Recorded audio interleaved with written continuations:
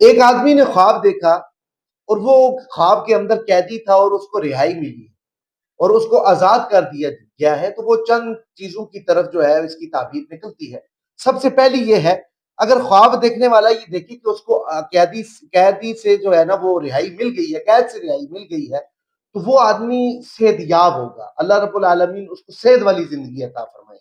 پھر اسی طریقے سے اگر وہ قرض دار ہے، اس پر قرضہ ہے اور اس نے خواب کے اندر یہ دیکھا کہ اسے آزادی مل رہی ہے، تو اللہ رب العالمین غیب سے اسباب کو مہیا فرمائیں گے، اس کا سارا قرض اتر جائے گا۔ اور اسی طریقے سے اگر وہ آدمی جس نے حج نہیں کیا ہوا ہے، اگر وہ اس خواب کو دیکھتا ہے تو اللہ رب العالمین ضرور بضرور اس کو حج کی سعادت نصیب فرمائیں گے۔ اور اسی طریقے سے اگر کوئی آدمی گناہ گار ہے اور جس نے دیکھ لیا کہ اس کو آزادی مل رہی ہے خواب کے اندر، تو وہ آدمی ضرور بضرور توبہ طائب کرے گا۔ اگر کوئی آدمی جیل کے اندر ہے